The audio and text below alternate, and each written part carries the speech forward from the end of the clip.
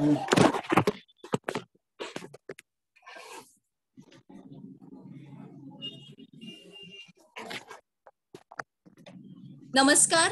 सर्वांना, शुभ संध्याकाळ. सर्वांना मी आधी विनंती करते की आपण आपले माईक म्यूट करावे, म्हणजे सर्वांपर्यंत आपला आवाज विना व्यत्यय सर्वांपर्यंत व्यवस्थितरित्या पोहोचू शकेल. व्हिडिओज ऑन ठेवले तरी चालतील, त्या निमित्ताने या आभासी माध्यमाद्वारे तरी आपण एकमेकांशी संपर्क साधू शकू. पुनश्च नमस्कार. स्वातंत्र्यवीर सामाजिक संस्था अंधश्रद्धा निवारण विज्ञानवादी विचार प्रणाली या संस्थेतर्फे सुरू केलेल्या सावरकर वाचन कट्टा या उपक्रमामध्ये मी भक्ती कुलकर्णी आपल्या सर्वांचे मनपूर्वक स्वागत करते. माझा आवाज सर्वांना ऐकू येतोय? हो, येतोय. आपण या वाचन कट्ट्याची सुरुवात दिनांक 29 मार्च 2021 या दिवशी सुरू केली आणि आपल्यासारख्या वाचन प्रेमींचा यामध्ये आम्हाला भरभरून प्रतिसाद मिळाला आणि आजपासून आपण नियमित वाचन हे सुरू करत आहोत. आज आपल्या या उपक्रमामध्ये काही नवीन वाचन प्रेमी आणि श्रोते देखील सामील झाले आहेत. त्यांचेही पुन्हा एकदा स्वागत. आपल्याकडे योग या शब्दाला एक अनन्यसाधारण महत्व आहे. योग आपण जाणता त्याप्रमाणे योगशास्त्र हे तर सर्वज्ञात आहेच, पण साध्या सोप्या भाषेत सांगायचं झालं तर योग म्हणजे जोडणे, जुळून येणे, जुळविणे. आणि आपल्या ह्या वाचन कट्ट्याचा हाच उद्देश आहे. वाचन कट्ट्याच्या निमित्ताने आपण सर्वजण जोडले तर जाणारच आहोत, पण त्याचबरोबर विविध पुस्तकांसोबत, विचारधारेसोबत, लेखकांसोबत जोडले जाणार आहोत. आणि असाच सुरेख योग आज जुळून आलेला आहे. आज आपण जे पुस्तक वाचणार आहोत त्याच्या लेखिका आपल्या गटामध्ये सामील आहेत. लेखिका आहेत डॉक्टर सौ शुभा साठे. डॉक्टर सौ शुभा साठे यांनी अनेक चरित्रपर पुस्तके लिहिली आहेत. काही नावे द्यायची झाली तर मदनलाल धिंगरा, संत कबीर, रमाबाई रानडे आणि अशी बरीच पुस्तकं आणि काही आगामी पुस्तके देखील प्रकाशनाच्या प्रतीक्षेत आहेत. तसेच त्या स्वातंत्र्यवीर सावरकरांच्या जीवन कार्यावर व्याख्यानेही देतात. आणि सर्वात अभिमानाची गोष्ट म्हणजे त्या तिघी ही एक कादंबरी आहे. सावरकर घराण्यातील 3 वीर स्त्रिया यांच्यावर आधारित जी कादंबरी शुभाताईंनी लिहिलेली आहे, या कादंबरीस त्यांना पुरस्कारही प्राप्त झालेले आहेत. अशा लेखिका आज आपल्या या गटामध्ये आपल्याला लाभलेल्या आहेत आणि आपण त्यांचेच पुस्तक प्रथम वाचनासाठी घेतलेले आहे. या पुस्तकाचे नाव आहे एकमेव अद्वितीय स्वातंत्र्यवीर सावरकर. आज लेखिका आपल्या समोर त्यांचे मनोगत या पुस्तकाबद्दल व्यक्त करतील. आजच्या कार्यक्रमाची थोडक्यात रूपरेषा मी सांगते. प्रथम लेखिकेचे या पुस्तकाबद्दल मनोगत सादर होईल. त्यानंतर पुस्तकाची प्रस्तावना याचे वाचन श्री अजित कुलकर्णी करतील. त्यानंतर पुस्तकाचा प्रथम भाग जो आहे की स्वातंत्र्यवीर एकमेव अद्वितीय यांचे पैलू हे श्री प्रसाद कुलकर्णी हा प्रथम अंश सादर करतील. त्यानंतर दुसरा अंश जो असेल तो सौ स्वाती कोठेकर या सादर करतील. हे पूर्ण वाचन झाल्यानंतर हा वाचन कट्टा आपल्या सर्वांसाठी चर्चेस, विचारांची देवाणघेवाण करण्यास, काही व्यक्त करण्यास हा खुला राहील. पण वाचन झाल्यानंतर आधी सूचना देण्यात येईल आणि तुम्हाला या माध्यमातून हँड रेज करता येईल किंवा चॅटबॉक्स मध्ये तुम्ही मेसेज टाकू शकता आणि मग त्यानुसार एकेकाला संधी देण्यात येईल त्यांना जे व्यक्त करायचे आहे त्यासाठी. त्यानिमित्ताने प्रत्येकाला इथे या प्लॅटफॉर्मवरती संधी मिळेल. तर आपण सुरुवात करूया आजच्या पुस्तकाचं वाचन. मी शुभाताईंना विनंती करते की त्यांनी मनोगतापासून सुरुवात करावी.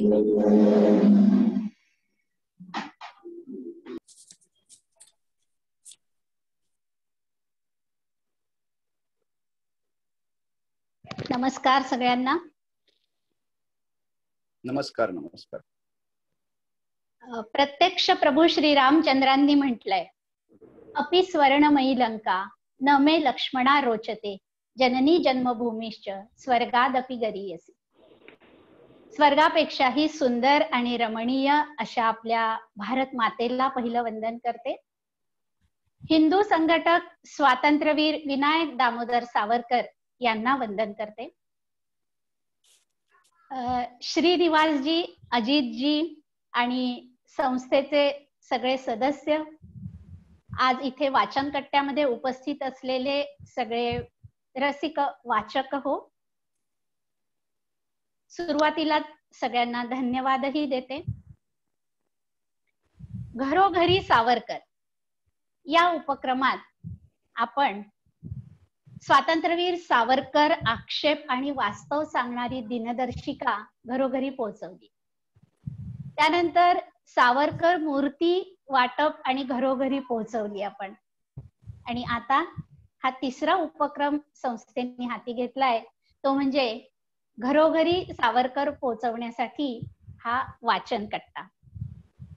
खरं तर ही वाचन कट्ट्याची संकल्पना मुळात अजितजींची, आणि श्रीनिवासजींनी लगेच ती संकल्पना उचलून धरली आणि शुभस्य शीघ्रम, ताबडतोब त्याला सुरुवातही झाली. संकल्पना कृतीत आली. स्वातंत्र्यवीरांना असेच कृतिशील तरुण अपेक्षित होते. ते आपल्या या समूहामध्ये आहेत, याचा खूप आनंद आहे. या वाचन कट्ट्याच्या उपक्रमामुळे सावरकर घराघरामध्ये नक्कीच पोहोचतील, खात्री आहे. आपल्या या गटामध्ये हेमंतजी सांबरेन सारखे सावरकर साहित्याचे अभ्यासक आहेत. त्यांच्याही अभ्यासाचा आपल्याला फार उपयोग, फायदा होणारच आहे. कट्ट्यावर उपस्थित सगळ्यांचं मी पुन्हा मनपूर्वक स्वागत करते. 2001 मध्ये मला आचार्य पदवी प्राप्त झाली. स्वातंत्र्यवीर विनायक दामोदर सावरकर आणि भाषाप्रभू पुरुषोत्तम भास्कर भावे यांच्या वैचारिक वाङ्मयाचा तुलनात्मक चिकित्सक अभ्यास असा माझा प्रबंधाचा विषय होता. आचार्य पदवी तर मला मिळाली, पण त्यावेळेस मला एका गोष्टीची प्रकर्षाने जाणीव झाली की माझा हा आचार्य पदवीचा अभ्यास म्हणजे सावरकर साहित्याच्या दालनात टाकलेलं माझं हे पहिलं पाऊल आहे. आजही त्यामुळे सतत माझा अभ्यास, चिंतन सुरूच असतं. आजही मला सावरकर पूर्णपणे समजलेले आहेत असं म्हणण्याचं धाडस मी अजिबात करणार नाही. कारण आपल्याला सगळ्यांना 7 आंधळ्यांची गोष्ट माहितीये. एका गावामध्ये हत्ती आला. हत्ती बघायला सगळं गाव लोटलं. 7 आंधळे पण आले. सगळेजण त्यांना हसायला लागले की अरे आंधळे आणि हत्ती बघायला आले, कसं बघणार. एका आंधळ्यांनी सांगितलं, आम्ही स्पर्शाने हात लावून बघणार.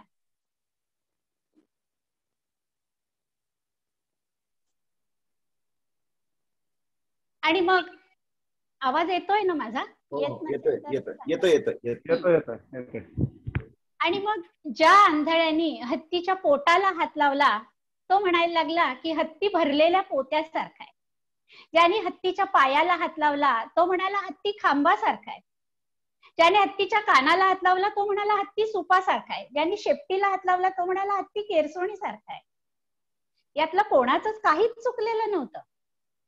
पण कोणतंही एक वर्णन हे हत्तीचं परिपूर्ण वर्णन नव्हतं. हे सगळं वर्णन जेव्हा एकत्र केलं तेव्हा हत्तीचं चित्र डोळ्यासमोर आलं.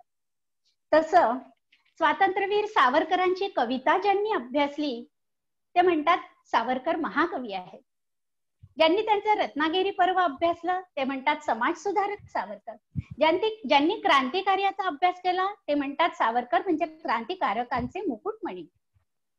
ज्यांनी विज्ञाननिष्ठ निबंध वाचले ते म्हणतात सावरकर विज्ञाननिष्ठ. कुणी म्हणतात सावरकर योगी, कुणी म्हणतात स्थितप्रज्ञ, कुणी म्हणतात द्रष्टे. पण यातला कोणताही एक पैलू म्हणजे समग्र सावरकर होत नाही.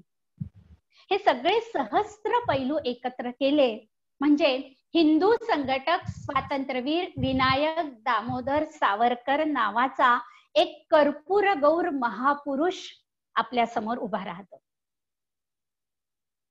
आज आपण स्वातंत्र्याची 75वी साजरी करतोय. तसंच स्वातंत्र्यवीरांच्या आत्मार्पणाचं 55वं वर्ष. पण आजही काय होतं, सावरकर हे नाव उच्चारलं की लगेच का, कधी, केव्हा, कशावरून, पुरावा काय, अशी एक मोठी प्रश्नावली घेऊनच, मोजपट्टी घेऊनच सगळेजण उभे राहतात. सगळ्यांच्या भुवया उंचावतात, कपाळावर प्रश्नचिन्ह उभं राहतं आणि त्यांना हे कळत नाही की स्वातंत्र्यवीर सावरकर हे कुठल्याही फुटपट्टीनी, मोजपट्टीनी मोजता येणारं व्यक्तिमत्व नाही. सूर्यावर थुंकणारे हे टिमटिम करणारे काजवे पाहिले की मला तर त्यांची कीव करावीशी वाटते. सूर्यावर थुंकल्यामुळे सूर्याला काहीच फरक पडत नाही, पण थुंकणाऱ्याचं तोंड मात्र भाजलं जातं. सहज आठवलं, अंदमानला, म्हणजे मी त्याला खरं तर विनायक तीर्थ असं म्हणते, अंदमान यात्रा नाही, विनायक तीर्थ यात्रा. तर विनायक तीर्थाच्या सेल्युलर जेलमध्ये जी अमर ज्योत आहे, तिथे जी स्वातंत्र्यवीरांची वचनपट्टिका लावलेली होती, ती जेव्हा उखडून टाकण्यात आली तेव्हा लोकसत्तामध्ये एक लेख आला होता आणि त्या लेखाला उत्तर देणारा लेख मी त्यांच्याकडे पाठवला होता. त्या लेखाचं शीर्षक होतं कावळ्याच्या शापाने. पुढे टिंब टिंब टिंब, पुढचं आपण समजून घ्यायचं. आणि विशेष म्हणजे लोकसत्ताने तो लेख प्रकाशित केला. तो लेख वाचल्यावर स्वातंत्र्यवीर सावरकरांचे पुतणे म्हणजे डॉक्टर नारायण सावरकरांचे सुपुत्र विक्रम काका सावरकर यांचा मला दूरध्वनी आला. त्यांनी माझं अभिनंदन केलं, खूप कौतुक केलं आणि हाच लेख कावळ्याच्या शापाने, हा लेख त्यांच्या प्रज्वलन या साप्ताहिकामध्ये पुनर्मुद्रित केला. या घटनेमुळे माझ्याच लेखणीवरचा विश्वास द्विगुणित झाला. अधिक आत्मविश्वासाने लिहू लागली आणि लिहिताना प्रत्येक संदर्भ तपासणं, चिंतन करणं हेही सुरू झालं आणि त्यातूनच स्वातंत्र्यवीर सावरकरांचं एकमेव अद्वितीयत्व मनामध्ये घर करायला लागलं. शालेय विद्यार्थ्यांना मी क्रांतिकारकांच्या कथा सांगायला जाते आणि त्यावेळेस माझ्या असं लक्षात येतं, स्वातंत्र्यवीर सावरकर हे नाव घेतलं की या विद्यार्थ्यांना आठवते की फक्त त्यांची उडी. त्यामुळे मग हळूहळू मी स्वातंत्र्यवीरांच्या जीवनातल्या एक एक घटना गोष्टी रूपाने विद्यार्थ्यांना सांगायला सुरुवात केली.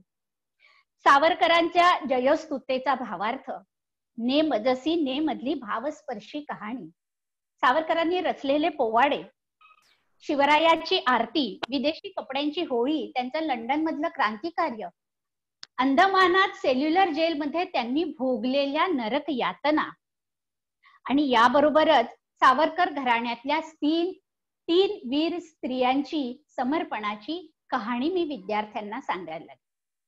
एकदा काय झालं, एका शाळेमध्ये मी गेले, क्रांतिकारकांच्या अर्थात सावरकरांच्या जीवनातल्या गोष्टी सांगितल्या. 2 वर्षानंतर पुन्हा त्याच शाळेने मला आमंत्रण दिलं. पुन्हा मी वेगळ्या गोष्टी सांगितल्या विद्यार्थ्यांना. कार्यक्रमानंतर एक विद्यार्थी मला भेटायला आला. म्हणाला, मॅडम तुम्ही मागच्याही वेळेस आमच्या शाळेत आल्या होत्या, तेव्हा मी 5वीत होतो, आता मी 8वीत आहे. मला आता स्वातंत्र्यवीरांची हिंदुत्वाची व्याख्या पाठ आहे, म्हणून दाखवू. मला खूप कौतुक वाटलं. मी त्याला म्हंटल, म्हण बघू. आसिंधु सिंधू पर्यंता यस्य भारत भूमिका पितृभू पुण्यभूश्चैव सवै रीती हिंदू स्मृता. एका दमात त्यांनी मला ही व्याख्या म्हणून दाखवली. मला इतका आनंद झाला, मी कौतुकाने त्याची पाठ थोपटली.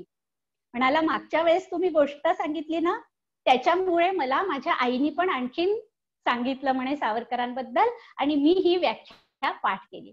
आता पुढच्या वेळेस तुम्ही याल ना, तेव्हा या व्याख्येचा अर्थ मी तुम्हाला सांगेन. मला इतकं कौतुक वाटलं त्या विद्यार्थ्याचं आणि मनातल्या मनात असं वाटलं, जर ह्या सावरकरांच्या क्रांती कथा सांगून प्रत्येक शाळेतून असा एक जरी विद्यार्थी तयार झाला तरी माझं कथा सांगण्याचं सार्थक झालं असं मला त्या दिवशी वाटलं. तर अशा रीतीने सावरकरांचे हे सगळे पैलू विद्यार्थ्यांना सांगण्याच्या हेतूनी किंवा व्याख्यानाच्या हेतूनी मनामध्ये या एकमेव अद्वितीय या ग्रंथाचं बीज रुजत गेलं. आणि मग प्रकाशक श्रीयुक्त चंद्रकांत लाखे यांच्या पुढाकाराने हे बीज ग्रंथ रूपाने आज वाचकांच्या समोर आलेलं आहे. वाचताना तुमच्या लक्षात येईलच की कुठेही तर्क कठोर भाषा नाहीये, शब्दाला तळटिपा मी दिलेल्या नाहीयेत. अगदी सहज सुलभ भाषेमध्ये स्वातंत्र्यवीरांचं अद्वितीयत्व मांडण्याचा मी प्रयत्न केला आहे. आपल्या वाचन कट्ट्यावर पहिल्या वाचनाचा आणि चिंतनाचा मान या ग्रंथाला मिळाला याचा अर्थातच मला आनंद आहे. सावरकर समजून घेण्याची सुरुवात त्यांचं एकमेव अद्वितीयत्व समजून घेण्यापासून आपण करतो आहे. की घे तले व्रतन हे आम्ही अंधतेने लब्ध प्रकाश इतिहास निसर्गमाने जे दिव्य दाहक म्हणोनी असावयाचे बुद्ध्याची वाण धरिले करी हे सतीचे. स्वातंत्र्यवीरांनी भारत मातेच्या स्वतंत्रतेचं सतीचं वाण हाती धरलं होतं. बुद्ध्याचं जाणून बुजून ते वाण त्यांनी स्वीकारलं होतं. आणि आपण घराघरात सावरकर पोहोचवण्याचं, सावरकर समजून घेण्याचं आणि समजावून देण्याचं हे सतीचं वाण आपणही बुद्ध्याच जाणून बुजून स्वीकारलेलं आहे. सावरकर हे नावच दिव्य आणि दाहक असं आहे. हे सतीचं वाण आपण, तुम्ही, आम्ही, आपण आमरण सांभाळूया. हे वाण आपण पुढच्या पिढीपर्यंत पोहोचवूया. यासाठी सगळ्यांना मी शुभेच्छा देते. हे वाण आपण यशस्वीपणे पार पाडू शकू, हे कार्य यशस्वीपणे पार पाडू, त्यासाठी आपण सगळेजण आजपासून कटिबद्ध होऊया. पुन्हा एकदा सगळ्यांना शुभेच्छा देते. धन्यवाद.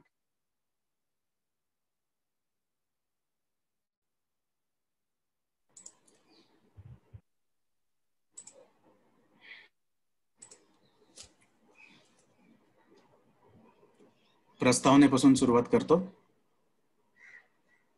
स्वातंत्र्य या कल्पनेला स्त्री रूप देऊन भगवती हे संबोधन देणारे आणि तिचे गुणवर्णन करीत राष्ट्र या संकल्पनेचा अत्यंत सुंदर भावाविष्कार करणारे एकमेव आणि अद्वितीय व्यक्तिमत्व म्हणजे स्वातंत्र्यवीर विनायक दामोदर सावरकर. अशा उत्तुंग, बहुआयामी आणि प्रखर व्यक्तिमत्वाला शब्दांच्या मर्यादेत बद्ध करणे अत्यंत कठीण. तरी सुद्धा अभ्यास, सखोल चिंतन, संशोधन आणि प्रामाणिक राष्ट्रनिष्ठा या गुणांच्या आधारावर डॉक्टर सौ शुभा साठे यांनी आपल्या नव्या एकमेव अद्वितीय स्वातंत्र्यवीर सावरकर या ग्रंथात समर्थपणे स्वातंत्र्यवीरांच्या व्यक्तिमत्वाचा गाभा सुज्ञ वाचकांपुढे मांडला आहे. एकाच बैठकीत वाचून संपवण्याचा मोह निर्माण करण्याचे सामर्थ्य या ग्रंथात दिसून येते. स्वातंत्र्यवीर सावरकरांवर कितीही लिहिलं तरी कमीच अशा विचाराने प्रेरित होऊन शुभाताईंनी हा ग्रंथ निर्माण केला आहे. स्वातंत्र्यवीरांच्या जीवनातील नेमके आयाम त्यांनी या ग्रंथात अत्यंत समर्थपणे मांडले आहेत. एक मेधावी छात्र, एक स्वातंत्र्याच्या विचारांनी भारलेला युवक ज्याच्या जिभेवर माता सरस्वतीचा वास आहे, असा ध्येयवेडा देशभक्त, अनेक देशभक्तांचं प्रेरणास्थान असलेलं प्रखर व्यक्तिमत्व, इतिहासापासून योग्य बोध घेऊन राष्ट्र निर्माणाचे अस्त्र निर्माण करणारा द्रष्टा, हे सगळे आयाम घेऊन शुभाताईंनी या ग्रंथाची निर्मिती केली आहे. अतिशय सुंदर भाषेच्या धनी असणाऱ्या शुभाताईंनी या ग्रंथाच्या निर्मितीत अतिशय लोभस एकताना आणि एकाग्रता साधलेली आहे. स्वातंत्र्यवीर सावरकरांना आधुनिक भारतीय समाजाने समजूनच घेतलं नाही, ही खंत लेखिका जागोजागी प्रकट करते. त्यांचे द्रष्टेपण हे ऐतिहासिक सत्यावर आधारलेलं होतं. भारत हे हिंदूंचं राष्ट्र आहे आणि त्याचं उत्थान हिंदूच करतील, हा स्वातंत्र्यवीरांचा विचार लेखिका उत्तमपणे उचलून धरते आणि वाचकांच्या हृदयातल्या व्यथेला जाग करते. स्वातंत्र्यपूर्व राजकारण चुकीच्या मतप्रवाहांनी कसं नासवलं गेलं आणि तोच विघातक विचार देशाच्या फाळणीचा कारक ठरला, याचं विवेचन सावरकरी दृष्टिकोनातून करताना शुभाताई काही ठिकाणी आपल्या भावना तीव्र शब्दात व्यक्त करताना जाणवतात. एकमेव अद्वितीय स्वातंत्र्यवीर सावरकर या ग्रंथाचे हेच वैशिष्ट्य आहे. स्वातंत्र्यवीर सावरकरांच्या जीवनाचा आणि कार्याचा सर्वांगाने आणि सर्वार्थांनी अभ्यास करणाऱ्या डॉक्टर सौ शुभा साठे यांनी या ग्रंथातून स्वातंत्र्यवीर सावरकरांच्या जीवनातले विविध पैलू वाचकांपुढे ठेवताना इतिहासाशी इमान राखला आहे. कसे कठीण दिवस होते ते. स्वातंत्र्याची चळवळ जोरात सुरू होती. संपूर्ण समाज ढवळून निघत होता. अनेक नेते तुष्टीकरणाचं राजकारण करीत देशाच्या फाळणीसाठी तयार होते. त्या सगळ्या गदारोळात स्वातंत्र्यवीर सावरकर कंठरवाने देशाला सांगत होते, मित्रांनो, असलं स्वातंत्र्य आम्हास नको. त्यांचा प्रत्येक क्षण, प्रत्येक श्वास, प्रत्येक कृती याच विचाराने प्रेरित होती. जरी देश ऐकत नव्हता तरीही स्वातंत्र्यवीर लब्धप्रकाश, इतिहास आणि निसर्गाच्या साक्षीने आपला विचार देशापुढे सातत्याने मांडित होते. या सर्व प्रक्रियेचं वर्णन लेखिकेने अत्यंत समर्थपणे वाचकांपुढे ठेवलं आहे. प्रत्येक पानावर लेखिका वाचकाला बांधून ठेवते, त्याला खोल विचार करायला बाध्य करते. हे या ग्रंथाचं खरं फलित आहे. स्वातंत्र्यवीर सावरकर केवळ व्यक्तीच नव्हे तर ते एक मूर्तिमंत तत्वज्ञान होते, देशभक्तांचं प्रेरणास्थान होते आणि राहतील. ही भावना डॉक्टर सौ शुभा साठे यांनी या अमूल्य ग्रंथाद्वारे अतिशय सुंदरपणे मांडली आहे. एकमेव अद्वितीय स्वातंत्र्यवीर सावरकर हा ग्रंथ प्रत्येकानं आवर्जून वाचावा इतका सुंदर उतरला आहे. या ग्रंथाची इतर भाषातून भाषांतरे व्हावीत अशी इच्छा करणे गैर होणार नाही. या ग्रंथाचं आणखी एक वैशिष्ट्य असं की लेखिकेनं स्वातंत्र्यवीरांच्या काही शिष्योत्तमांची व्यक्तिचित्र रेखाटली आहेत. त्यामुळे हा ग्रंथ अजून परिपूर्ण झाला आहे. हा ग्रंथ लेखिकेने अनेक वर्षांच्या तपस्येतून निर्माण केला आहे. हे केवळ चरित्र नव्हे, हे राष्ट्र निर्माणास सहाय्यभूत होणारं साहित्य आहे. प्रस्तावना लिहिली होती विजय फणशीकर यांनी. ते संपादक आहेत दैनिक हितवाद नागपूरचे. प्रसादजी, तुम्ही सुरू करू शकता.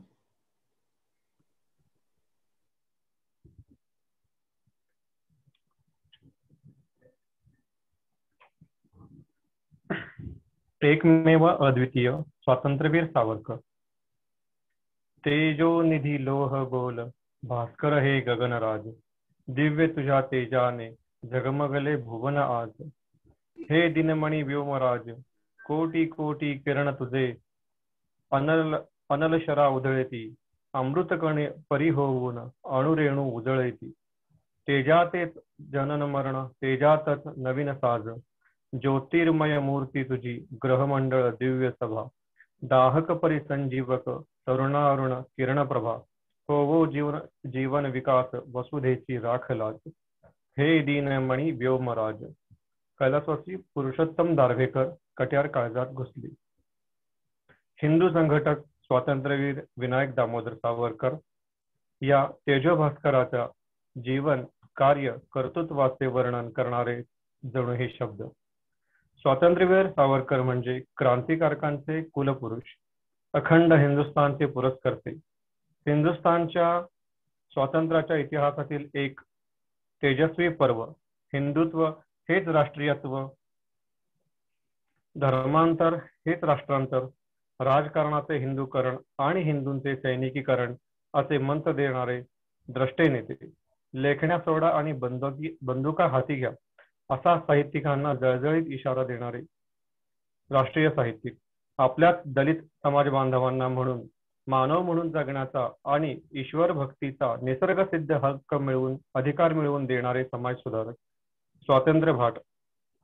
इतिहासाचे संशोधक आणि इतिहासाचे निर्माते, विज्ञान धर्माचे पुरस्कर्ते, अमोघ वक्ते, भाषा शुद्धीचे प्रणेते, हिंदू राष्ट्र ध्वजाचे भाष्यकार, शुद्धी कार्याचे प्रणेते, भारत मातेच्या स्वतंत्रतेचे दिव्य आणि दाहक सतीचे वाण त्यांनी बुद्ध्याचं स्वीकारलं होतं. शतावधी ते जन्म येती, मरोनी जाती नागणती, देशासाठी मरती त्यांची, देशपिते की बुध म्हणती.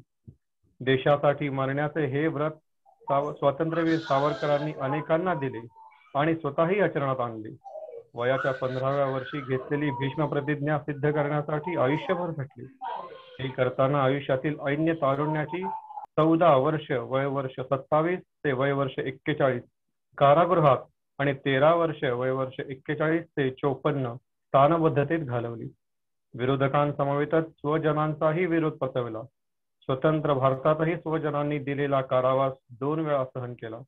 अवघे आयुष्य वादळाची झुंज देण्यातच खर्ची पडले. स्वातंत्र्यवीर सावरकरांची राष्ट्रभक्ती इतकी उत्कट होती की राष्ट्रदेवतेच्या उपासनेशिवाय त्यांच्या जीवनाला दुसरा कोणताच हेतू नव्हता. त्यांचं जीवन, त्यांची झुंज काही विशिष्ट ध्येयासाठी होती, विशिष्ट निष्ठांना जोपासण्यासाठी होती.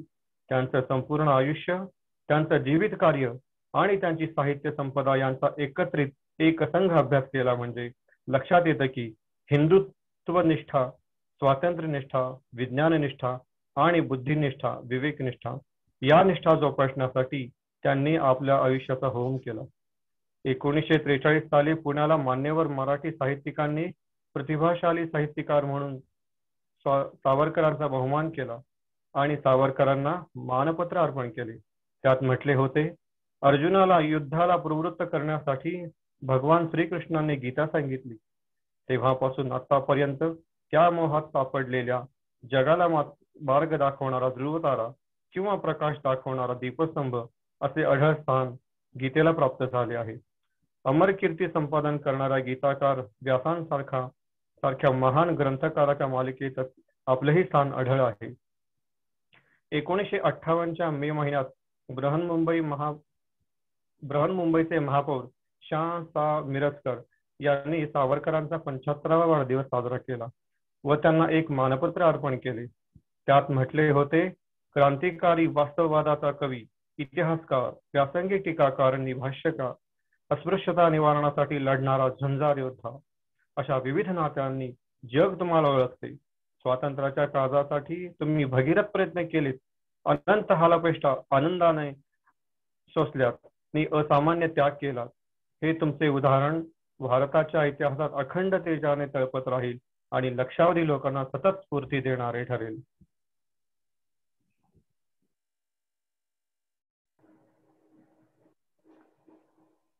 भारताच्या इतिहासातील नव्या युगाच्या आगमनाची ललकारी देणाऱ्या कृतिशूर मराठी नेत्यांचे एकत्रित स्वरूप सावरकरांमध्ये आढळते. 1857चे स्वातंत्र्य युद्ध लढवलेल्या नानासाहेबांची धडाडी, भारतीय प्रजासत्ताक स्थापन करण्यासाठी महाराष्ट्रात बंडांची उठावणी केलेल्या वासुदेव बळवंत फडक्यांची कल्पनेची झेप, चिपळूणकरांचे मनस्सामर्थ्य, टिळकांची युयुत्सु वृत्ती आणि त्यागबुद्धी, गोखल्यांची सेवावृत्ती, आगरकरांचा समाज सुधारणेचा उत्साह आणि केळकरांची अविश्रांत परिश्रमशीलता या सर्व गुणांच्या संयोगाची किमया सावरकरांच्या व्यक्तिमत्वात आढळते. असे हे सहस्त्र पैलू व्यक्तिमत्व. या समहा स्वातंत्र्यवीर सावरकरांना स्वातंत्र्यवीर सावरकरांचीच उपमा देता येईल, अन्य कुठलीच नाही. अनेक बाबतीत केवळ एकमेव असलेले नाव म्हणजे हिंदू संघटक स्वातंत्र्यवीर विनायक दामोदर सावरकर. हे एकमेव कसे ते पुढे दिलेले आहे. सार्वजनिक रीतीने परदेशी कपड्यांची प्रचंड होळी करणारे एकमेव आणि पहिले भारतीय पुढारी. ब्रिटिश सरकारचे अनुदान मिळत असलेल्या महाविद्यालयाच्या वसतिगृहामधून म्हणजेच फर्ग्युसन महाविद्यालय पुणे काढून टाकलेले एकमेव भारतीय विद्यार्थी. विशिष्ट राजकीय विचारसरणी व्यक्त केली म्हणून ब्रिटिश सरकारने बॅरिस्टर ही पदवी देण्यास नकार दिला असे एकमेव बॅरिस्टर. देशभक्ती दाखवली म्हणून एका भारतीय विद्यापीठाने ज्यांची पदवी काढून घेतली असे एकमेव भारतीय पदवीधर. एखाद्या ग्रंथाला लिहिलेल्या प्रस्तावनेला जोसेफ मॅझेल क्रांतिकारकांची गीता म्हणून सन्मान प्राप्त व्हावा आणि क्रांतिकारकांनी ती मुखोद्गत असे एकमेव भारतीय चरित्रकार. ज्याच्या उडीमुळे एका स्वतंत्र राष्ट्राच्या पंतप्रधानाला आपल्या पदाचा राजीनामा द्यावा लागला असा जगाच्या इतिहासातील एकमेव राजकीय कैदी. ब्रिटिश न्यायालयाचा अधिकार अमान्य करणारे एकमेव बंडखोर भारतीय नेते. जगाच्या संपूर्ण इतिहासात अर्ध्या शतकाच्या 50 वर्षे जन्मठेपेची शिक्षा मिळालेले एकमेव राजकीय बंदिवान. हेगच्या आंतरराष्ट्रीय न्यायालयात ज्यांच्या अटकेच्या प्रश्नावर अटीतटीचे रण माजले असे जगाच्या इतिहासातील एकमेव राजकीय बंदिवान. देशाच्या स्वातंत्र्यासाठी जहाजाच्या पोर्ट होल मधून उडी घेऊन समुद्र पोहत जाऊन ब्रिटिशांना आव्हान देणारे एकमेव स्वातंत्र्यवीर. ज्यांचा ग्रंथ छापण्यापूर्वीच व प्रकाशित होण्यापूर्वीच 2 राष्ट्रांच्या सरकारांनी तो जप्त केला असे एकमेव ग्रंथकार, ज्यांनी लिहिलेल्या 2 पोवाड्यांवर जप्ती आली, एक तानाजीचा पोवाडा आणि दुसरा बाजीप्रभूचा पोवाडा, पण तरीही सहस्रावधी स्त्री पुरुषांच्या मुखातून त्याचा प्रचार आणि प्रसार होत राहिला. अखेर 37 वर्षांनी 1942 मध्ये त्यावरील बंदी उठली असा एकमेव भारतीय कवी.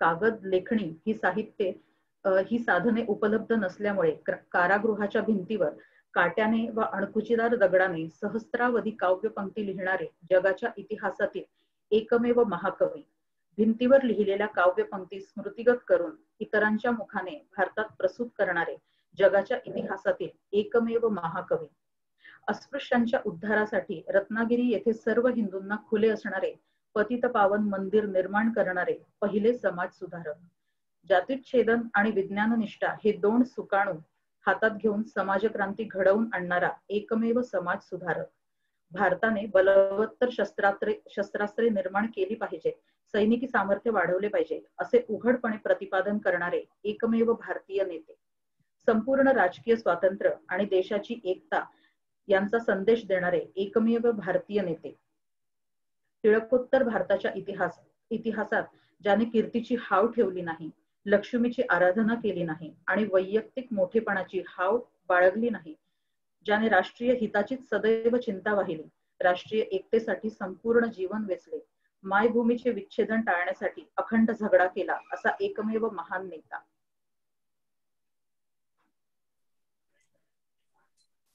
आपण पहिल्या भागाचे वाचन आता पूर्ण केले. आपला पहिला भाग होता एकमेव अद्वितीय स्वातंत्र्यवीर सावरकर यांचे विविध पैलू.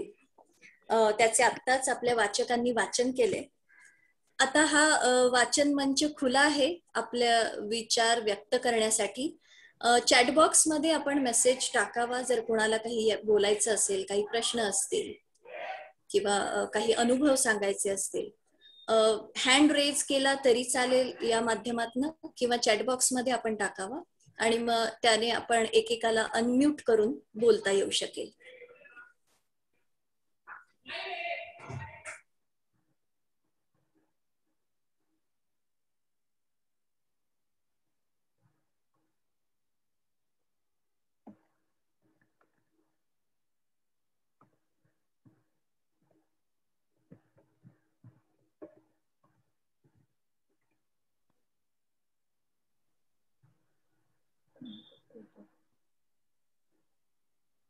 स्वातीजी आपण बोला. मला विचारायचं होतं, ही कादंबरी आहे ती कुठून आम्हाला अवेलेबल होईल? अक्षरधारा, तुम्ही पुण्यातल्या अक्षरधारा तुम्हाला माहिती असेल तर तिथे मिळेल. अक्षरधाराचं ऑनलाईन पोर्टल पण आहे, त्याच्यावर ऑनलाईन आपल्याला घरी पण होम डिलिव्हरी मिळते. मी तुम्हाला लिंक शेअर करतो त्याची. हा चालेल, लिंक पाठव. ग्रुपमध्ये जर कोणी शेअर केले तर हा चालतंय. ओके. सुभाष जी,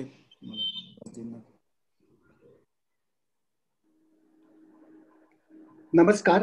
सुभाष इकडे बोलतोय. एकमेव द्वितीय मध्ये अजून एक ऍड करता येईल त्याच्यामध्ये, किंवा अजून एक अधिक असं सांगता येईल की मराठी साहित्यामध्ये वैनतेय वृत्ताचा त्यांनी वैनतेय वृत्त त्यांनी सुरू केलं स्वतःच्या अभ्यासामुळे, आणि ते पण अतिशय उत्तम वैनतेय वृत्त आपल्याला वाचायला मिळतं त्यांच्या साहित्यामध्ये. धन्यवाद. मे बी शुभाताई यावरती काही अजून सांगू शकते? हा, मी बोलू का? हो. आधी ताईंनी जे विचारलं की हे पुस्तक कुठे मिळेल काय, थोडंसं ना ह्या पुस्तकाबद्दल मी आणखीन सांगते, 1-2 मिनिटं. ते जे 9 मुद्दे स्वातीताईंनी वाचले एकमेव अद्वितीयत्वाचे, तर त्याचा थोडासा खुलासा करते मी. स्वातंत्र्यवीर सावरकर हे जगाच्या इतिहासातलं असं एकमेव व्यक्तिमत्व आहे की काही घटना फक्त आणि फक्त त्यांच्याच आयुष्यात घडलेल्या आहेत, जगाच्या इतिहासात, आणि म्हणून त्यांना एकमेव आणि अद्वितीय असं म्हटलेलं आहे. आणि त्या घटना कोणत्या, त्याचा उल्लेख त्या स्वातीताईंच्या वाचनामध्ये होता. जसं की आपल्या सगळ्यांना माहितीये ती जहाजाच्या पोर्टहोल मधून मारलेली उडी. पण त्या व्यतिरिक्त आणखीन कितीतरी अशा घटना आहे की ज्या आपण आता पुढे पुढे त्याचं वाचन करणारच आहोत. फक्त उदाहरण म्हणून सांगते की विदेशी कपड्यांची होळी स्वातंत्र्यवीर सावरकरांनी केली. ती जगातली एकमेव घटना. त्यानंतर अनेकांनी केली, पण पहिल्यांदा केली. अशा त्यांच्या आयुष्यातल्या घटना निवडून त्याच्या मागचा पुढचा इतिहास आणि संदर्भ कथन करणारं असं हे पुस्तक आहे. त्याच्यामुळे हा वैचारिक ग्रंथ आहे. याला कादंबरी असं नाही आपण म्हणू शकत. हा ग्रंथ तुम्हाला Amazonवर ऑनलाईन मिळेल किंवा पुण्यामध्ये असाल तर अक्षरधारामध्ये किंवा आप्पा बळवंत चौकामध्ये जेवढी पुस्तकांची दुकाने रसिक साहित्यामध्ये सुद्धा आहे, हे पुस्तक तुम्हाला सहजपणे उपलब्ध होऊ शकेल. सुभाषजींनी जो दुसरा मुद्दा सांगितला की विनायक वृत्ताचा त्यांनी पहिल्यांदा रचला, तर बरोबर आहे ते. अंदमानमध्ये असताना डोंगरीच्या कारागृहापासूनच त्यांना काव्याची स्फूर्ती होत होती. काव्य लिहायचं होतं आणि त्यासाठी योग्य छंद कोणता ह्याचा जेव्हा ते विचार करत होते, तेव्हा त्यांच्या तोंडून आपोआप त्या ओळी निघाल्या आणि मग त्यांच्या असं लक्षात आलं की हा वेगळा छंद तयार झालेला आहे, म्हणून त्याला वैनायक छंद असं नाव दिलं गेलं. ते महाकवी सावरकर याच्यामध्ये आपण त्यांचं हे एकमेव अद्वितीयत्व नक्की मांडू शकतो.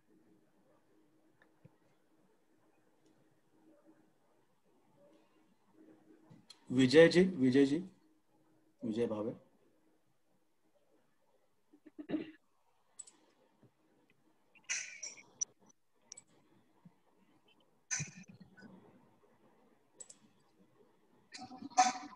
हॅलो. हा, येतो आवाज. हा, मी विजय भावे बोलतोय. लहानपणापासून मी सावरकरांचा सध्याच्या भाषेत म्हटलं तर फॅन आहे मी. त्यांचे सगळेच पैलू मला माहिती आहेत त्यांचे. पण आता जो सारखा उल्लेख केला जातोय की ते हिंदू संघटक म्हणून, हा उल्लेख मला म्हणजे कितपत त्याच्या पृष्ठस्थ अशा कुठल्या गोष्टी त्यांनी संघटन म्हणून निर्माण केल्या, संघटन म्हणून, संघटक म्हणून त्यांनी काय असं निर्माण केलं. बाकी सगळे पैलू त्यांच्याबद्दलचे मला आहेत, म्हणजे हॅट्स ऑफ, त्याबद्दल वादच नाही, लहानपणापासून मी त्यांचा प्रशंसकच आहे. पण हिंदू संघटक म्हणून त्यांनी कुठल्या गोष्टी अशा निर्माण केल्या, हा मला पडलेला एक प्रश्न आहे.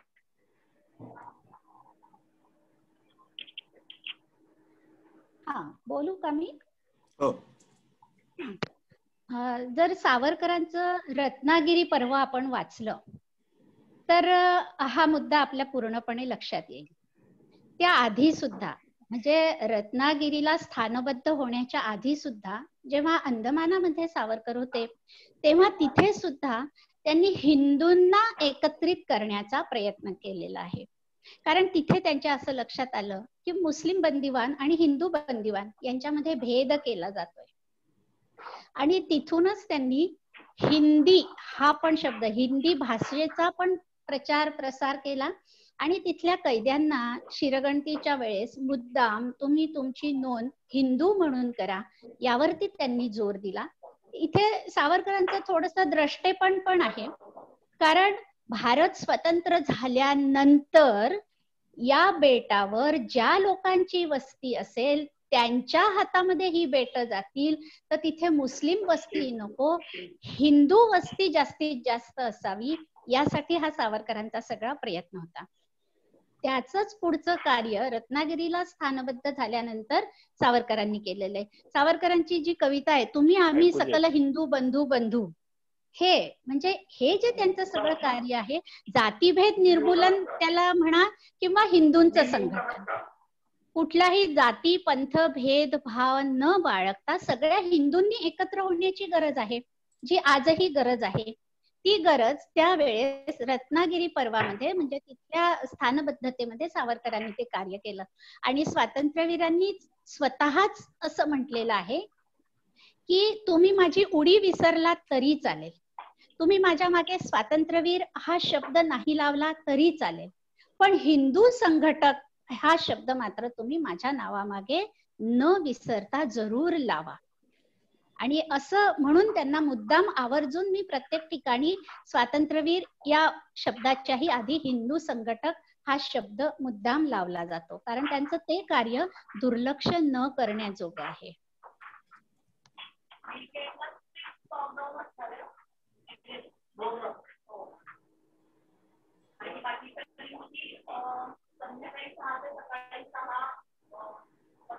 अशी अपेक्षा करते मी की ज्यांनी हा प्रश्न विचारला, माफ करा नाव माझ्या लक्षात नाहीये, तर थोड्याफार प्रमाणात का होईना त्यांचं समाधान झालं असेल अशी अपेक्षा व्यक्त करते. माझं असं म्हणणं आहे की हे सगळं लोकलाइज झालं. अख्खा भारतभर संघटन असं नाही निर्माण झालं, लोकलाइज झालं. म्हणजे अंदमान निकोबारमध्ये झालं, रत्नागिरीमध्ये झालं, आणि त्यांनी स्वतः सांगितलं मी हिंदू संघटक आहे, पण हे लोकलाइज झालं. भारतभर ह्याचा प्रभाव हा कुठे पडलेचा म्हणजे माझ्या तरी वाचनात नाहीये. नाही, नंतर जेव्हा हिंदू महासभेचं कार्य त्यांनी सुरू केलं आणि ठिकठिकाणी हिंदू महासभेची अधिवेशनं होत होती, त्या ठिकाणी सावरकरांनी अखंड भारत आणि हिंदू संघटन या दोन गोष्टी, त्यांची अध्यक्षपदावरची जेवढी पण भाषणं उपलब्ध आहेत ती पण आपण वाचू शकतो. अखंड भारत हा त्यांचा पहिला मुद्दा होता, आणि दुसरं हिंदू संघटन, आणि मग हिंदूंचं सैनिकीकरण. हे असे विशिष्ट मुद्दे घेऊन त्यांनी सगळ्या भारतभर हिंदू महासभेचा नंतर जो झंझावाती दौरा झाला त्यांचा, त्याच्यामध्ये त्यांनी हे मुद्दे मांडलेले आहेत.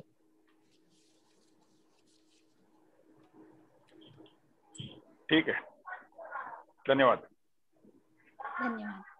धन्यवाद. अजून एक प्रश्न आलाय चॅट बॉक्स मध्ये, नाव समजत नाहीये, पण कविता समजून घेण्याची खूप इच्छा आहे, परंतु प्रामाणिकपणे सांगायचं तर तेवढी पात्रता नाही.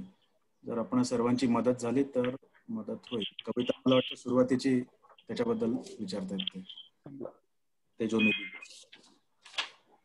हो, बरोबर आहे. असं लिहिलेलं आहे की सावरकरांची कविता समजायला कठीण आहे, कारण याचं असं ती संस्कृत प्रचूर आहे सावरकरांची कविता, आणि त्यामुळे म्हणजे त्यांचं कमला आणि गोमंतक तर हजारो ओळींचं काव्य आहे ते, आणि ते काव्य एकात एक गुंतलेले आहेत.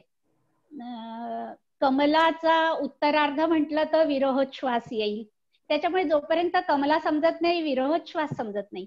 गोमंतक म्हणजे जोपर्यंत ते गोव्याचा तो मुक्ती लढा आणि ते सगळं जोपर्यंत आपल्याला कळत नाही, गोव्याची ती पार्श्वभूमी, तो निसर्ग, सगळं असं वरवर पाहायला गेलं तर हे निसर्गाचं वर्णन आहे. सुंदर फुलबागेच्या वर्णनापासून कविता सुरू होते, नंतर त्याच्यामध्ये युद्ध येतं, स्वातंत्र्य लढा येतो, आत्मार्पण येतं, शेवटी राष्ट्रभक्ती, शेवटी आपल्याला सावरकर तिथे घेऊन जातात. तर हे खरं आहे, सावरकरांची कविता समजायला कठीण आहे संस्कृत प्रचूर असल्यामुळे. पण तुमचा मुद्दा इथे गृहीत धरते आहे, म्हणजे काय म्हणतात त्याला, नोट डाऊन करून घेते आहे. काही कवितांची जर पार्श्वभूमी आपल्याला कळली ना, पार्श्वभूमी म्हणजे त्याच्या मागचा थोडासा इतिहास आणि सावरकरांची मानसिकता, ही जर आपल्याला कळली तर मग आपल्याला ती कविता समजायला सोपी जाते. साधा तानाजीचा पोवाडा किंवा बाजीप्रभूचा पोवाडा, एक 4-5 कडवे लिहून त्यांचं काव्य संपतच नाही, कारण पराक्रम इतका मोठा आहे, इतिहास इतका मोठा आहे, आणि अगदी बारीक सारीक वर्णन त्या पोवाड्यामध्ये आलेलं आहे. तर तो इतिहास समजून घेता घेता मग सावरकरांचं काव्यही आपल्याला समजायला लागतं, आणि मग आपोआप त्या ओळी आपल्या ओठावर पण यायला लागतात. तर वाचन कट्ट्याच्या द्वारे आपण हाही प्रयत्न जरूर करू, एका एका कवितेचा संदर्भ घेऊन.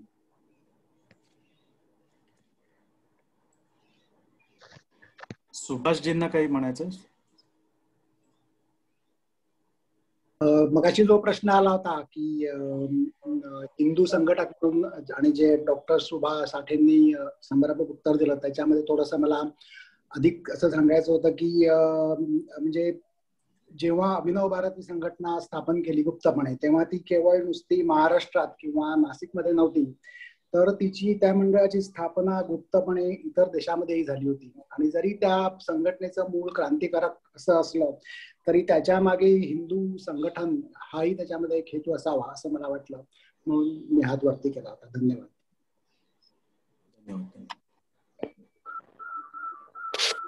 बरोबर आहे, अगदी सुरुवातीपासूनच सावरकरांच्या मनामध्ये हा विचार होताच की संघटन हे महत्वाचं आहे. कुठल्याही संकटाला, शत्रूला तोंड द्यायचं तर आपण सगळ्यांनी एक असणं आवश्यक आहे. त्यामुळे संघटन हा त्यांच्या कार्याचा मध्यबिंदू असं आपण म्हटलं तरी चालेल.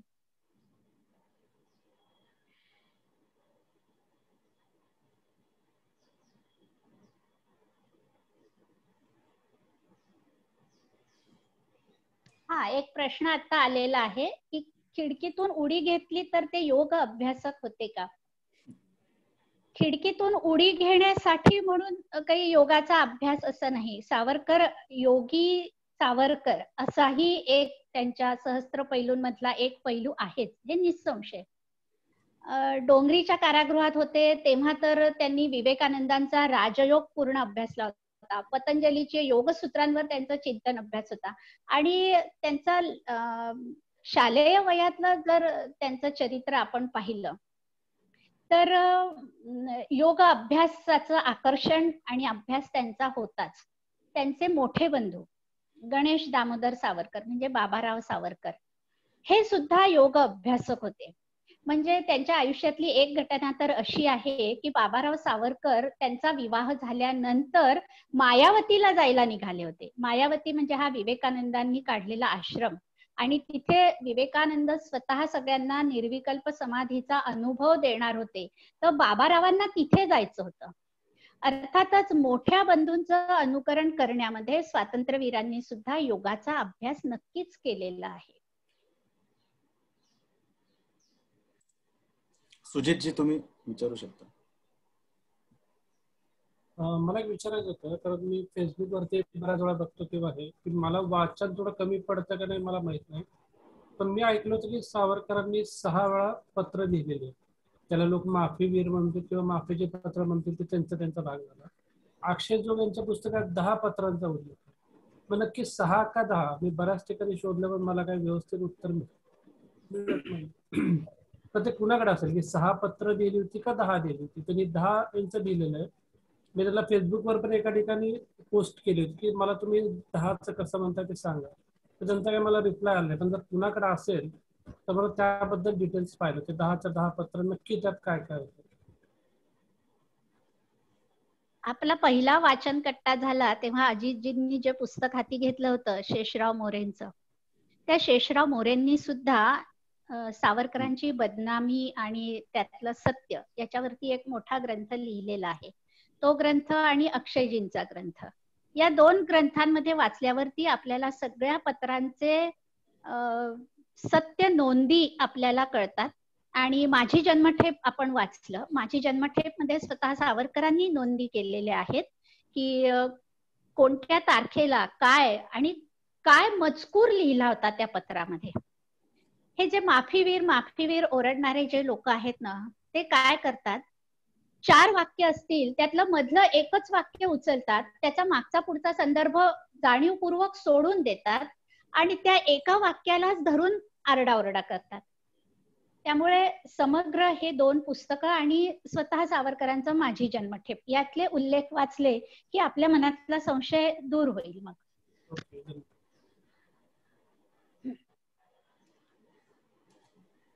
एक प्रश्न आलाय, सावरकरांनी आत्मार्पण केलं त्याबद्दल सविस्तर. धनंजय कीरांनी सावरकरांचं जे चरित्र लिहिलेलं आहे त्याच्यामध्ये याच्याबद्दल सविस्तर आलेलं आहे. सावरकरांनी सुद्धा आपल्या अंतिम इच्छापत्र वगैरे असं लिहून ठेवलेलं आहे. सावरकरांना खरं म्हणजे ते जेव्हा अंदमानात असताना 2दा त्यांच्या मनामध्ये आत्महत्येचे विचार आलेले आहेत. आपल्या वाचन कट्ट्यामध्ये एक एक पुस्तक आपण घेणारच आहोत. त्याच्यामध्ये जेव्हा माझी जन्मठेप येईल तेव्हा हा सगळा संदर्भ प्रत्यक्ष वाचलाच जाईल. 2दा त्यांच्या मनात आत्महत्येचे विचार आलेले आहेत. पण सावरकर जसं म्हटलं की योगी होते. त्यांचं एक मन दुसऱ्या मनाशी संवाद साधत होतं. विवेकी मन हे दुसरं मनच त्यांना सांभाळत होतं. त्यांना सांभाळणारी दुसरी कुणीही व्यक्ती नाही, त्यांचंच स्वतःचं दुसरं मन त्यांना सांभाळत होतं आणि ते मनच त्यांना त्या आत्महत्येपासून परावृत्त करत होतं. पण नंतर जेव्हा स्वातंत्र्य मिळालं, त्यांचं जीवनाचं ध्येय जे होतं की भारत माता मला स्वतंत्र करायची आहे, ते ध्येय साध्य झालं. अर्थात ते पूर्णपणे साध्य झालं नाही. अखंड भारत त्यांना हवा होता. पण सावरकरांचं मन कसं मोठं होतं हेही आपण इथे छोट्याशा घटनेवरून समजून घेऊ शकतो. हरकत नाही. अखंड भारत नाही मिळाला, पण जे मिळालं आहे त्या स्वातंत्र्याचा त्यांनी स्वतः आनंद साजरा केलेला आहे. स्वातंत्र्य मिळालं त्या दिवशी त्यांनी आपल्या घरावर भगवा ध्वजही फडकवलेला आहे आणि तिरंगा ध्वजही फडकवलेला आहे. पण त्यानंतर विशेषतः जेव्हा भारत चीन युद्ध झालं त्यानंतरचं सावरकरांचं चरित्र जर आपण पाहिलं ना, ते वारंवार म्हणजे आधीपासून सुद्धा फाळणी होऊ देऊ नका इथपासून सावरकर सतत जे इशारे देत होते त्याला आपण द्रष्टे पण म्हणतो सावरकरांचं. आसामचा प्रश्न असेल, नागालँडचा प्रश्न असेल, प्रत्येक वेळेस सावरकर सांगत होते असं केलं तर असं होईल, तसं होईल. काश्मीरचा मुद्दा, 370 कलम, सगळं सावरकर सतत सांगत होते. आणि जेव्हा भारत चीन युद्ध झालं तेव्हाही सावरकरांचा मुद्दा काय होता की देश स्वतंत्र मिळालेला आहे, आता आपल्या सीमा आपल्याला सुरक्षित करायला हव्या, त्यासाठी सैन्य सुसज्ज हवं, अद्ययावत शस्त्रास्त्र हवं. हे अद्ययावत शब्द त्यांच्या साहित्यातला फार महत्वाचा आहे. श्रुती स्मृती पुराणोक्त नको, आपल्याला अद्ययावतता पाहिजे. हे सतत सावरकर, नेहरूंना सुद्धा कितीतरी त्यांनी पत्र लिहिलेले आहेत, त्यातून सांगितलं आहे की देशाचं रक्षण अशा पद्धतीने केलं पाहिजे, असं केलं पाहिजे, चीन असं करू शकतो, तसं करू शकतो. पण या सगळ्याकडे दुर्लक्ष होऊन जेव्हा भारत चीन युद्ध झालं आणि जेव्हा आपला पराभव झाला त्या दिवशी सावरकरांचे सुपुत्र विश्वास सावरकर यांनी लिहून ठेवलेलं आहे की तात्या त्या दिवशी खोलीचं दार बंद करून ढसढसा रडत होते. इतकं वाईट वाटलं या स्वातंत्र्यवीरांना या पराभवाचं.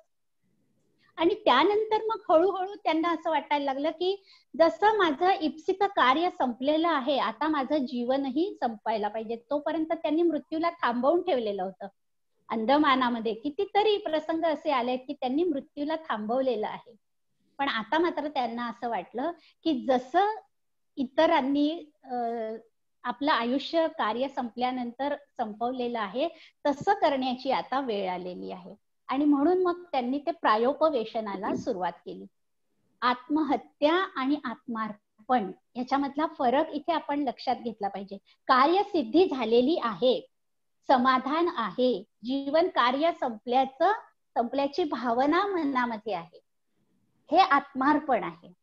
आणि म्हणून मग त्यांनी औषध सोडणं, मग हळूहळू अन्न सोडलं, पाणी सोडलं, असं करत करत मग ते प्रायोपवेशन करत 26 फेब्रुवारी हा त्यांच्या आयुष्यातला अंतिम दिवस ठरलेला आहे. श्रीनिवासजी.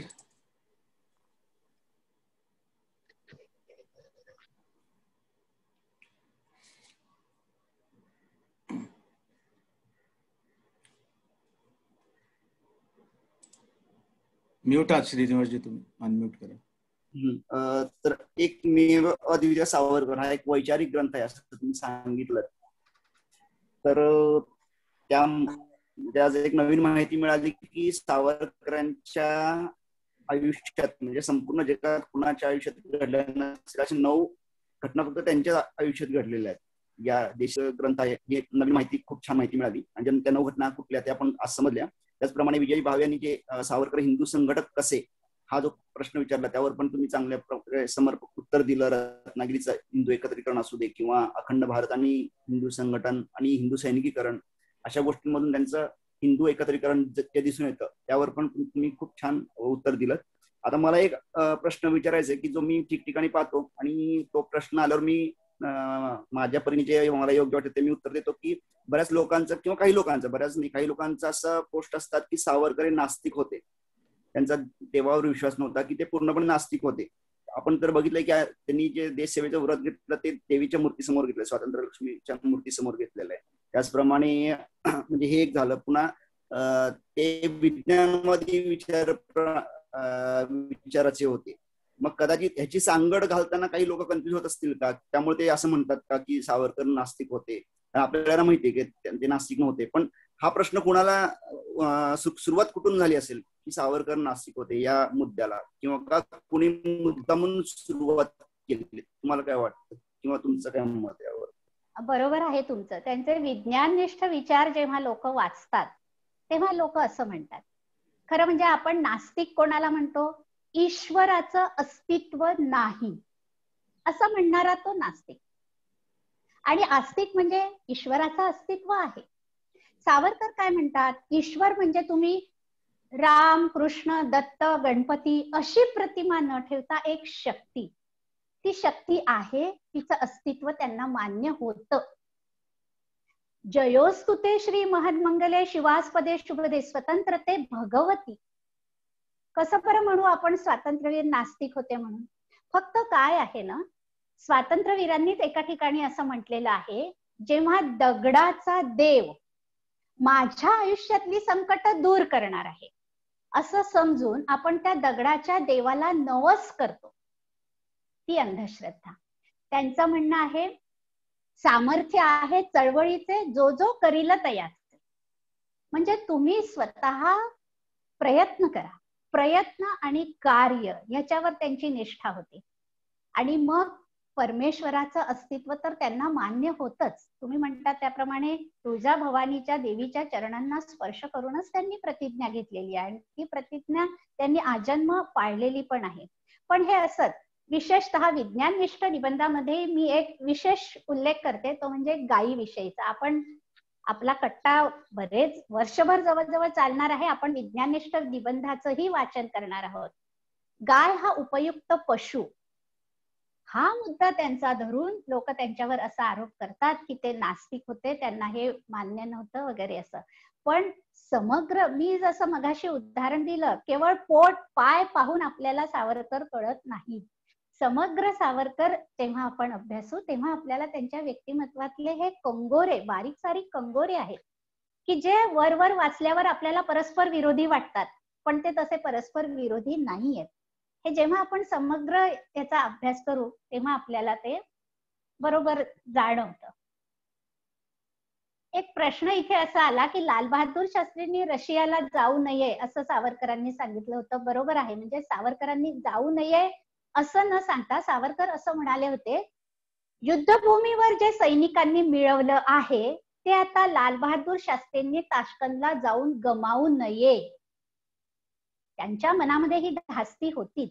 आपण जे म्हणतो सावरकर द्रष्टे, खूप आपल्यापेक्षाही खूप पुढे जाऊन सावरकर उभे होते, खूप पुढचं त्यांना कळत होतं, समजत होतं, म्हणूनच आपण त्यांना द्रष्टे म्हणतो. आणि म्हणून त्यांना असं वाटत होतं की लाल बहादूरनी ताश्कंदला गेले तरी कुठल्याही करारावर सही करू नये.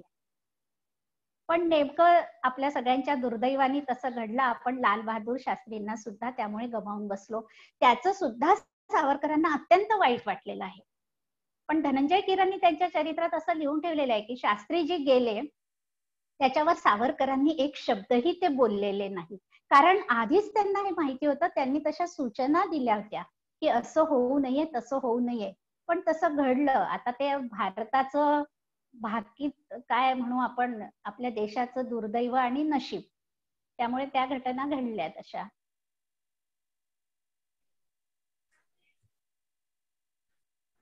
अतिशय सुंदर चर्चा आणि विवेचन खरं तर आपल्या मंचावर सुरू आहे. प्रश्नही खूप छान छान येत आहेत आणि जसं जसं आपला अभ्यास इथून पुढे होत राहील, आपलं वाचन पुढे पुढे जाईल एकेका भागामध्ये, तसे अजून प्रश्न येतील आणि आपल्याला शुभाताई नक्कीच मार्गदर्शन करतील. आपल्या या कार्यक्रमाची आजची वेळ संपत आलेली आहे, त्यामुळे आज आपल्याला प्रश्न इथेच थांबावे लागतील. पण या सगळे प्रश्न जे चॅटबॉक्स मध्ये आलेले आहेत आम्ही त्याची नोंदी करून ठेवतोय. जसं जसं आपण पुढील भागात जाऊ त्याचे संदर्भ येतील तसं तसं आपण नक्कीच त्या प्रश्नांच्या उत्तरांकडे आपण विचार करणार आहोत, पुन्हा एकदा चर्चा करणार आहोत. आपल्या सर्वांच्या लक्षात आलं असेल की शुभाताईंचं अखंड वाचन, चिंतन, मनन, तो गाढा अभ्यास, संशोधन, यामुळे त्या इतक्या सुंदर विवेचन करतायत आणि इतक्या छान पद्धतीने त्यांनी मनोगत व्यक्त केलंय. त्यांची अतिशय सुंदर भाषा आपल्याला या वाचनातनं सुद्धा ऐकायला मिळाली आहे. त्यामुळे आजचा मंच खरं तर संपावासाच वाटत नाहीये. मगाशी एक खरं तर उल्लेख आला पतंजली योगसूत्रांचा आणि त्याच्यामधलं एक सूत्र मला आठवते की जे शुभाताईंसाठी अगदी बरोबर आता ते अनुरूप असं आहे, या अभ्यासावरती आहे आणि त्याच्यामध्ये असं म्हणलं आहे, सतु दीर्घकाल नैरंतर्य सत्कारा सेवितो दृढभूमी. जो दीर्घकाल निरंतर एकनिष्ठेने एकतत्वाने अभ्यास करतो तो यशस्वी होतोच, तो त्याचं उद्दिष्ट साध्य करतोच. आणि आपल्या सर्वांना ते अक्षरशः इथे त्याचं उदाहरण मिळालेलं आहे की सावरकरांच्या चरित्राबद्दल इतका अखंड आणि तो गाढा अभ्यास आणि त्याचं अतिशय साध्या सोप्या पद्धतीने प्रत्येक प्रश्नाचं विवेचन हे आपल्या समोर आलंय. त्यामुळे आजचा हा खरोखरच जो योग आहे, हा जो क्षण आहे, तो भाग्याचा आहे की आपल्यासोबत स्वतः लेखिका आहेत आणि त्यांचं पुस्तक आपण इथे निवडलेलं आहे. शुभाताई, तुमचे मनापासून आम्ही आभार मानतो आणि हे तुमचं मार्गदर्शन आम्हाला वेळोवेळी लाभावं. जसं जसं आपण नवीन नवीन पुस्तके हातात घेऊ, नवीन प्रकरण आपण हातात घेऊ, ते नक्कीच आम्हाला लाभेल याची आम्ही अपेक्षा करतो. तुमचे मनापासून पुन्हा एकदा मी आभार मानते. आणि आज आपलं वाचनही पहिलाच हा प्रयोग असताना, पहिलंच भाग असताना आपण आपल्या वाचकांनी जे अतिशय सुंदर पद्धतीने वाचन केलं, तेही सर्वांपर्यंत छान पद्धतीने सर्व श्रोत्यांनी ऐकून घेतलं. तर आपले जे वाचक आहेत श्री प्रसाद कुलकर्णी, सौ स्वाती कोथेकर आणि श्री अजित कुलकर्णी यांचेही मनपूर्वक धन्यवाद. सर्व वाचनप्रेमी आणि श्रोते यांचेही मनपूर्वक आभार आज आपण या कार्यक्रमामध्ये सहभागी झाल्याबद्दल. आता इथून पुढे दर रविवारी आपला वाचन कट्टा नियमितपणे असाच आजच्या सारखा सुरू राहणार आहे. नवीन वाचकांना ज्यांना वाचण्याची इच्छा आहे त्यांनी आम्हाला संपर्क करावा, म्हणजे आपण एकेकाला वाचनाची संधी देणार आहोत. तर पुढील भागात पुढच्या रविवारी आपण लवकरच भेटूया पुढच्या प्रकरणासह. धन्यवाद. धन्यवाद सगळ्यांना. सगळ्यांनी प्रश्न विचारले. मी माझ्या अभ्यासानुसार उत्तर देण्याचा प्रयत्न केला आणि करत राहीन. मी सुरुवातीलाच म्हटलं की मला समग्र सावरकर समजलेले आहेत असा दावा करण्याचं धाडस मी अजिबात करत नाही. माझाही अभ्यास सुरू आहे. त्या अभ्यासानुसार मी नक्की तुमच्या सगळ्या प्रश्नांचा, शंकांना उत्तर देण्याचा नक्की प्रयत्न करेन. मलाही खूप छान वाटलं सगळ्यांनी प्रश्न विचारले. ते सगळे वाचक आहेत, अभ्यासक आहेत. सगळ्यांना पुन्हा एकदा मनपूर्वक धन्यवाद. धन्यवाद. धन्यवाद शुभताई. धन्यवाद. धन्यवाद. धन्यवाद. सर्व उपस्थित सावरकर प्रेमींचे पण खूप खूप धन्यवाद. सर्वांनी 1 तास वेळ काढून इथे आपण उपस्थित दाखवली. ज्या काही शंका असतील त्या विचारल्यात. असंच आपण दर रविवारी भेटत जाऊ 1 तास आणि सावरकरांबद्दलचा जो अभ्यास आहे तो आपण अभ्यास आणि ज्ञान ते आपण वाढवत जाऊ. त्याचा आपल्याला आपल्या आयुष्यात पण नक्कीच उपयोग होईल. धन्यवाद. जय सावरकर. आसाम विषयी एक प्रश्न इथे कोणी टाकलेला आहे. जसा जसा संदर्भ येईल तशी तशी मी या प्रश्नांची माझ्या परीने उत्तर देण्याचा नक्की प्रयत्न करेन. धन्यवाद. धन्यवाद. धन्यवाद. जय सावरकर.